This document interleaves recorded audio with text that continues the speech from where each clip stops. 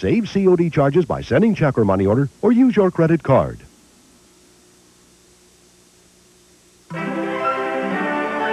This is CNN.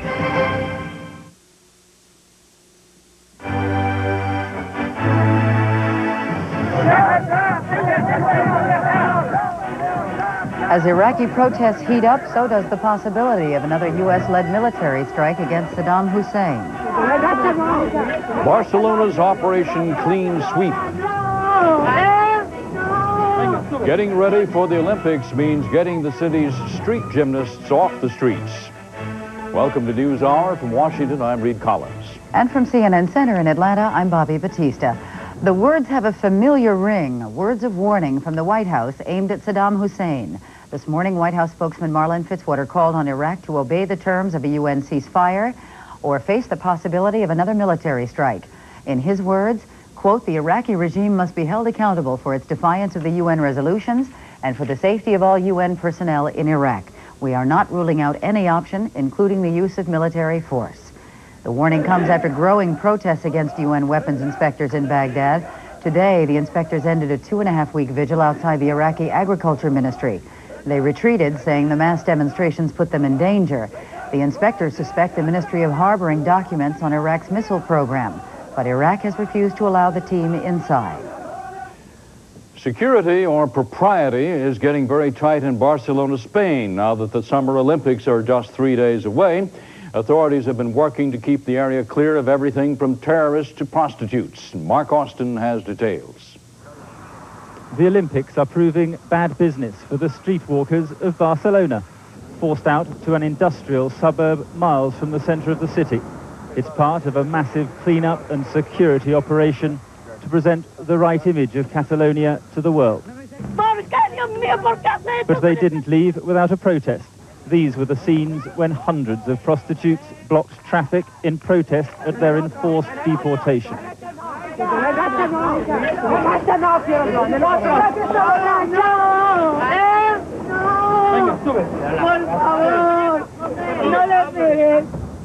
It's around the top-class hotels that the girls normally ply their trade, but now, under heavy security, they're home to the thousands of Olympic officials, VIPs, and their families.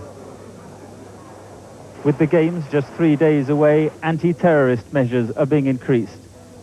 Visiting officials inspecting sporting venues are given armed protection. Special attention is being paid to the port and docks areas, where visitors will be accommodated on luxury cruise liners. The threat comes from the Basque terrorist group ETA. 2 off-duty policemen in this car, their latest victims in Barcelona a few months ago. Barcelona has spent hundreds of millions of pounds preparing for these games, and despite the expense, they claim they're already making a profit. Organisers are determined that nothing will tarnish the success of the world's finest festival of sport. Mark Austin, ITN, Barcelona. Singer Ice-T says his controversial song Cop Killer is taking the heat from politicians because it's an election year. The rock song has sparked criticism from both President Bush and Dan Quayle, and law enforcement officials have called for a boycott of Time Warner, which put out the album. During an appearance on the Arsenio Hall talk show last night, Ice-T said critics are going after him because he is black, and he called the song a warning to the Los Angeles police to improve their treatment of blacks. In Los Angeles, a 2-year-old boy shot himself in the head with his father's gun. The child's father is a security guard. Yesterday, he came home from work and put his .25 caliber pistol on the couch. While the family was watching TV, the child began playing with the gun and it went off. He is listed in critical condition. Violence and crime associated with the big city can travel the back roads as well. In our series of reports, Unsafe at Home, Brian Cabell looks at one East Georgia town. Glenville, Georgia. It's a placid agricultural community not far from Savannah. Farmers raise onions, beans, tobacco, and cattle here. Not much has changed over the years, certainly not the steamy midsummer temperatures. But there has been one alarming development. This steakhouse was burglarized this month. Police Chief Larry Stubbs has witnessed the change. Candy factory over here was burglarized. It is a mini crime wave. This little barbecue stand has been burglarized. The numbers in Glenville tell the story. 1 burglary in 1988, 103 in 1991. No robberies in 1988, 17 in 1991. Even the local funeral home hasn't been exempt. 2 nights in a row in early July it was hit by burglars. What did they take? Well, they took some change from a Coke machine, they took some gardening tools, and some mortician's instruments. There's little doubt what's been fueling this crime wave in Glenville. In 1985, we saw the birth of crack cocaine in rural Georgia. Since that time, it's changed everything to do with the criminal justice system. It's also changed the mindset of Glenville's residents, who a few years back hardly worried about crime. You could feel safe to walk out on the streets, but now, late in the evening, wouldn't do it. What they are doing now is installing security systems and keeping a wary eye out for anything suspicious. Well, we try to keep track and talk to each other and find out what's going on, but we basically all try to watch out for the other guys. No one was able to watch out for Garland and Vivian Stevens a few months back. Their home was burglarized twice. It scared them. You never knew when you come home and somebody might already be in the house. They now have extensive security, but they've lost something. Innocence, openness, and trust. The whole town has lost that. Glenville may be far off the beaten path, but the burglars have discovered it. Big city crimes and anxieties have hit small-town America. Brian Cabell, CNN, Glenville, Georgia. Well, even the comic strips can't escape the modern world, it seems. The New York Daily News reports today that the man who draws the daily Popeye strip has been fired after abortion rights comments showed up in his work. The artist Bobbie London says the problem was over a sequence in which olive oil asserts her right to choose. There's no comment from King Features, the syndication service. Just ahead on NewsHour, the latest on the House Post Office scandal. Republicans want to name names in their new report. At 14 past the hour, Ross Perot's supporters, sad and mad, will read you viewer mail that spells it out. And at 22 past the hour, child pornography tapes are seized on the campus of a very prestigious academy, and a longtime teacher is arrested. Details when NewsHour returns. Before you really buy something, you should thoroughly investigate it. I took a chance this time and try to save a couple of dollars. I found that the service wasn't there, so I went to AT&T and stayed with AT&T. I don't want gimmicks. I want a long-distance phone company I can count on. If you miss dealing with the long-distance company you can depend on, it's easy to come back to AT&T. Call 1-800-547-9995 and we'll switch you for free. And I've tried every long-distance phone company that's out there. After a few months, I said, forget it. I'm giving up on this. And I wanted to switch back to AT&T. And I mean, I really feel that AT&T gives me the best service for what I want. People who've seen what's out there are coming back for the service they deserve. Call AT&T right now, and we'll have you back in no time. And the reason we switched initially was because of the, we're going to see this dramatic drop in our phone bill, and we didn't. I mean, what's the point? They can't offer me substantially cheaper rates from what I've seen. At AT&T, when we promise you savings, you get them. In fact, nobody gives you more ways to save. Come back now for free. And it was just like a hassle figuring out both bills, both sets, and so we just said, hey, we just scrapped it and just now we get one phone bill and that's it. It's a lot easier to pay. I think the reason I've stayed with AT&T is because it's always been easy. AT&T makes everything easy, even switching back. Call now. If I'm going to call my sister up in Canada, I want to hear, her voice, and if she sighs, I want to hear it. So I use AT&T. I really like 1-800-547-9995. The service and quality only AT&T guarantees. Right now, we'll switch you for free. What a great time to come back.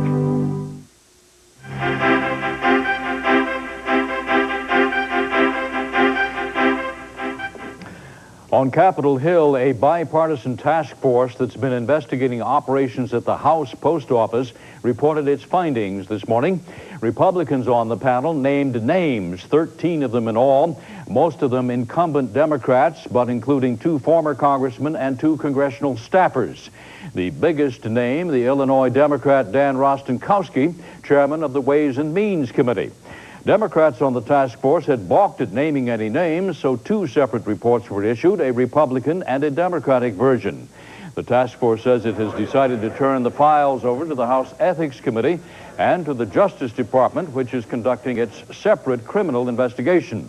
There have been allegations of money laundering, drug sales, embezzlement at the House Post Office. Federal campaign and postal laws and/or regulations may have been violated as well. Democrat Ben Jones is now a lame duck member of the House of Representatives. Jones was soundly defeated in yesterday's Georgia primary.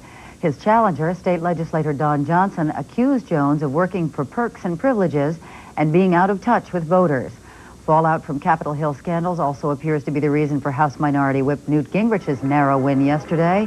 His opponent, former state legislator Herman Clark, blasted Gingrich for writing bad checks on the former House bank. And another abuser of the House bank, Democratic Congressman Charles Hatcher, was forced into a runoff.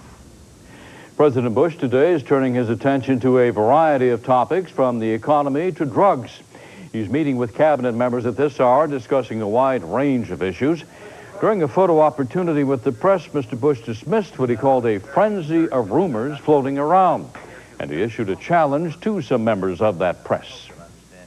My health is pretty good, though, and I want to challenge the press corps, everybody that's 67 and over, to a race around the oval here. And maybe run in a few of the younger crowd looking at... Sorry, that's not a direct assault on you cameramen. I want you to know that. No, but seriously, it's a crazy time on rumors. We get phone calls, Barbara's sick, Marilyn Quayle's sick, I'm not feeling well. I don't know what's going on out there. But I don't believe in repeating them or printing, kind of encouraging the printing of it. One of the rumors Mr. Bush denied is that he's planning to dump Dan Quayle from the GOP ticket. Earlier, White House spokesman Marlin Fitzwater would not deny or confirm reports that Secretary of State James Baker plans to leave the cabinet and take over Mr. Bush's re-election campaign. Fitzwater also lashed out at the Clinton-Gore camp, saying the Democrats have launched a negative campaign to cover up what he calls their miserable records. The Clinton campaign responded quickly to Fitzwater's comments. Clinton consultant Frank Greer told CNN, quote, "They are desperate and they are wrong on Gore." Greer went on to say that the Bush campaign cannot offer anything positive on the environment. The Clinton-Gore 1,000-mile bus trip through the nation's heartland is winding up today in St. Louis. The journey started last Friday, after the Democratic convention, and took the candidates through 6 states. Well, it's the end of another journey for Ross Perot and his supporters in Dallas. Perot's now defunct campaign headquarters there officially closes today. Meanwhile, Perot supporters in Minnesota have filed petitions to get the Texas billionaire on the November ballot. Supporters in St. Paul say the petitions contain nearly 56,000 signatures. Their efforts were made even though Perot pulled out of the presidential race before officially entering. Well, letters from angry supporters of Ross Perot dominate the comments from our viewers today. One young man in Camarillo, California writes, "I told everyone to say go Perot, and that's exactly what you did. You went, you left. I am a 16-year-old California native who cannot vote but still wish to get politically involved. This is my first experience in backing a political figure. I am now very discouraged about becoming active in politics again. Sure, I'll always vote when I'm eligible, but I cannot fully back anyone without feeling dumped." And Rose and Bill Tipton from Michigan write, "Mr. Perot, please reconsider. We are behind you. Please do it for the good of the country. We have no one else." And from York, Maine, Thomas Sullivan writes, "As a former Perot volunteer and field worker, I must state my opinion that Mr. Perot has defined himself in the last few days as a double-talking con artist. He might very well be in need of a padded room. It is most regrettable that he has been able to betray thousands of supporters in the manner that he has." From Lakeland, Florida, "We never thought you were a quitter. Never before has anyone disappointed more people in one statement than you did." And from Crawford County, New York, "We know that you are not having fun, but run, Ross, run. What matters is not the size of the dog in the fight, but the size of the fight in the dog." And finally, from Austin, Texas, "None of this makes any sense. Perot backs out, yet does not take his name off the ballots, and he encourages the continuation of the petition drives. Does this mean he wants the people to draft him?